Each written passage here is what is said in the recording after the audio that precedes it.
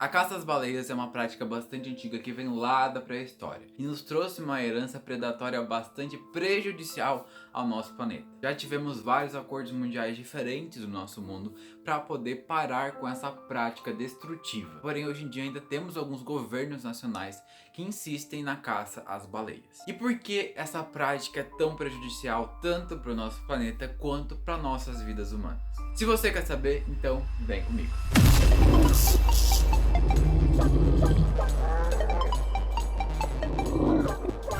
Olá, craniados primatas, tudo bem? Sejam bem-vindos a um vídeo bastante importante. Hoje eu mostrarei para vocês todo o histórico da caça às baleias e falarei para vocês por que é tão importante a gente preservar esse animalzinho que na verdade é um animalzão. Antes disso, já peço que você dê seu like, se inscreva e comente qualquer coisa que você achar interessante sobre esse assunto aqui embaixo, tá bom? E se inscreve, por favor, que eu tô quase chegando a 700 inscritos e isso seria muito legal para mim, eu ficaria muito feliz. Tá bom? Então vamos lá. Primeiro registro sobre alguma caça ou predação de baleias data lá da pré-história. O registro mais antigo data de 8.000 anos atrás, ou seja, em torno de 6.000 anos antes de Cristo. A gente sabe disso por conta de algumas pinturas rupestres que tem espalhadas pelo mundo inteiro, que acabam retratando essa prática. Mas obviamente, por ter sido feita por povos bastante primitivos, era uma prática feita de maneira muito primitiva. Ela era feita utilizando coisas bastante rústicas, como por exemplo arpões e canoas. E na maior parte das vezes era uma caça ou uma prática bastante oportunista.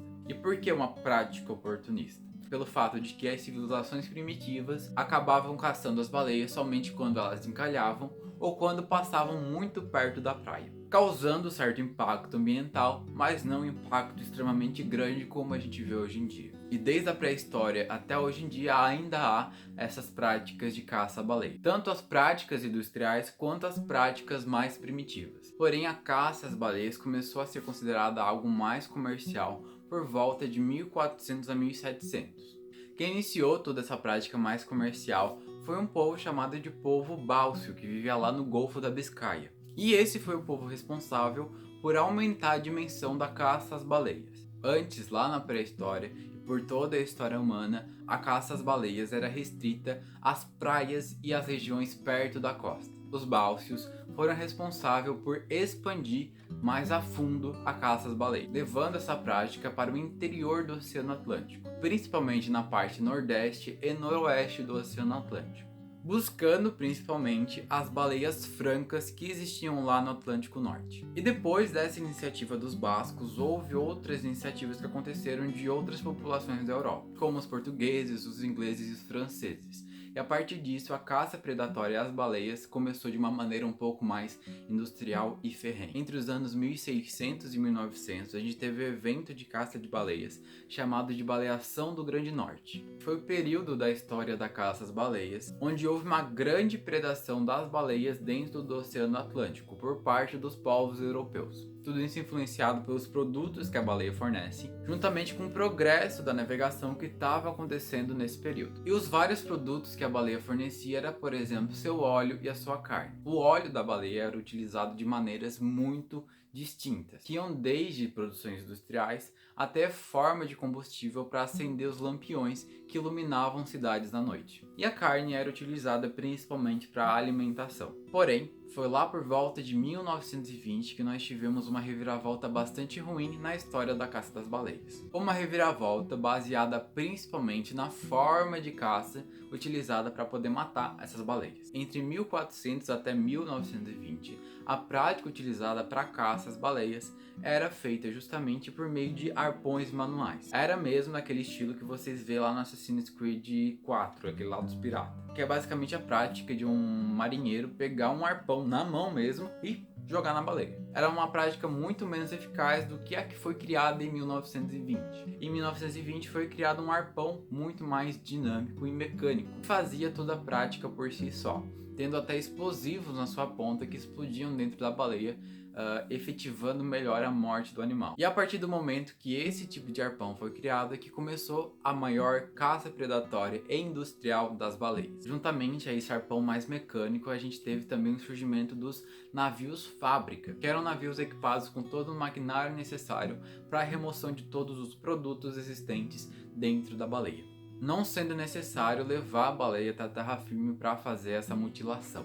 E em torno de 26 anos depois da criação dessas novas formas industriais de caça, se percebeu que a população das baleias estava diminuindo no Oceano Atlântico. E a partir disso, criou-se uma comissão chamada de Comissão Baleeira Internacional. Apesar da diminuição das espécies de baleia no Oceano Atlântico, essa comissão lá em 1946 não acabou de vez com essa prática. O que aconteceu na verdade foi o estabelecimento de um rodízio entre as espécies que deveriam ser predadas. Quando uma espécie de baleia tivesse o número drasticamente reduzido, eles passariam para outra espécie, e assim sucessivamente. Foi só 40 anos depois que a CBI decidiu fazer algum tipo de ação para acabar com a caça predatória e industrial das baleias. E isso foi decidido por conta de uma dedução bastante lógica, que é o fato de que esse rodízio não é nem um pouco prático e sustentável para as baleias. E foi determinada a partir daí a proibição da caça às baleias. Porém, alguns países que eram bastante fortes nessa indústria de matança das baleias, como a Noruega, a Islândia e o Japão, acabavam utilizando algumas brechas existentes nas leis para continuar com o baleísmo. E até hoje, esses países em média matam até 2.500 baleias por ano, uma quantidade extremamente grande dado o tamanho desse animal. E o que todas essas mortes que estão acontecendo pelo mundo das baleias pode acabar significando para o futuro do nosso planeta e para o futuro da espécie humana. Então, craniados primatas, depois de ver toda a história da caça às baleias, nós vamos ver a importância das baleias dentro dos ecossistemas e a importância delas nas nossas vidas, nas vidas dos seres humanos Homo sapiens sapiens. Eu tenho certeza absoluta que você, que não é todo engajado no mundo da biologia e tudo mais, não tem conhecimento do papel da baleia nos ecossistemas marinhos. Por isso, pause esse vídeo agora e comente aí nos comentários o que você acha que as baleias causam e trazem de benefício para os ecossistemas marinhos para poder estabelecer o seu equilíbrio. Depois de você colocar o seu comentário, vem aqui ver se você acertou, tá bom? Então vamos lá. As baleias, principalmente a baleia azul, são os maiores animais existentes no planeta Terra catalogados até hoje. E por serem animais gigantescos, eles possuem vários tipos de características dadas essas dimensões de corpo. Como por exemplo o fato de vários ecossistemas diferentes dependerem da sua carcaça e entre outros tipos de produtos que essa baleia gera naturalmente que acabam influenciando em outros ecossistemas que influenciam inclusivamente na diminuição do efeito estufa e na diminuição do aquecimento global. Meu Deus, André, como assim? Não tô entendendo mais nada. Vou explicar isso para vocês tintim por tintim bem bonitinho, tá bom? Vou dividir as contribuições das baleias no ecossistema terrestre em algumas partes, começando pela sua contribuição que ela faz a partir do momento que ela faz o seu belo do seu cocô. As baleias, eu gosto de chamar assim particularmente, de adubadoras dos oceanos. Adubo vocês devem saber de onde vem. Vem das fezes de animais, basicamente. Na Terra, no ambiente terrestre, é muito utilizado, por exemplo, fezes de gado para a produção de terra fertilizada, para poder nutrir a terra, para, por exemplo, na agricultura, haver o desenvolvimento mais saudável de algum tipo de espécie vegetal. A baleia, com o seu adubo, com o seu cocô, acaba ajudando muito também espécies existentes lá no oceano. As algas marinhas são um grupo de seres vivos que está sofrendo demais com a acidificação dos oceanos, por conta do fato de que várias algas marinhas possuem estruturas de proteção composta de cálcio, e a diminuição do pH dos oceanos e o aumento da acidez acaba corroendo essa estrutura de cálcio, tirando toda a proteção dessas algas, trazendo então uma diminuição da quantidade de algas marinhas, gerando a diminuição também da população das algas do fitoplâncton, que são algas bastante importantes de um ecossistema bastante fundamental para a existência dos outros ecossistemas terrestres. E esses organismos também são considerados como o primeiro elo do ecossistema marinho, sendo como, por exemplo, a grama é para o ecossistema terrestre, constituindo a base da cadeia alimentar. Sem esse tipo de organismo, os outros organismos não vivem mais. Para vocês entenderem melhor como isso acontece, basicamente é como acontece quando nós bebemos muito refrigerante. Refrigerante é um tipo de bebida bastante ácida, e por conta dessa acidez muito grande, que pode chegar a 2,5, que é a acidez, por exemplo, do nosso estômago, esse refrigerante acaba corroendo o cálcio dos nossos ossos e deixando a gente com vários problemas, e podem aumentar, por exemplo, alguma osteoporose ou vários outros problemas ósseos que os seres humanos têm. E essas algas do fitoplâncton têm uma importância fundamental no ecossistema, tanto terrestre quanto marinho, enfim, no ecossistema mundial. que é basicamente o papel que eles têm na retirada de CO2 da atmosfera e na reposição de oxigênio, de gás oxigênio na atmosfera, juntamente com outros organismos chamados de zooplâncton, dando pra gente o oxigênio que nós respiramos. E como as baleias contribuem para a vida desses organismos? As baleias basicamente cagam para esses organismos, mas não é cagar do sentido ruim da palavra, como nós seres humanos fazemos, deixando esses bichinhos de lado e cagando para eles. Elas cagam no bom sentido. Um biólogo bastante famoso chamado Joe Roman realizou pesquisas sobre a influência das fezes das baleias na vida das algas do fitoplâncton. A pesquisa que ele fez a partir da influência das fezes na vida do fitoplâncton mostram pra gente como a forma de se alimentar e de fazer cocô da baleia ajuda na manutenção da vida do mundo inteiro. Basicamente, ele descreve pra gente que essa reciclagem de nutrientes acontece a partir do momento que a baleia se alimenta em grandes profundidades e depois expele plumas fecais por toda a superfície. E essas plumas fecais que vão lá para a superfície acabam nutrindo as algas do fitoplâncton, que estão justamente na superfície marinha. E a partir da nutrição dos fitoplânctons, nós temos uma reciclagem de nutrientes que acaba sendo fundamental para as outras cadeias alimentares e, além disso, acaba sendo fundamental para outros ciclos, como os ciclos do nitrogênio, gerando alimento para os zooplânctons ou para os peixes. Essas nuvens bem maciças de cocô que as baleias fazem basicamente reciclam para os nossos oceanos uma quantidade bastante grande de nitrogênio e ferro. Por ser fezes principalmente líquidas, elas tendem a ir para a superfície. E a partir disso acabam nutrindo os fitoplânctons, que acabam nutrindo outros ecossistemas adversos que tem pelos oceanos, melhorando a relação dos fitoplânctons com os zooplânctons e permitindo a renovação do oxigênio na atmosfera e a retirada de CO2. Sendo assim, concluímos que as baleias têm papel fundamental na reposição de O2 na atmosfera e na retirada de CO2, e sendo assim,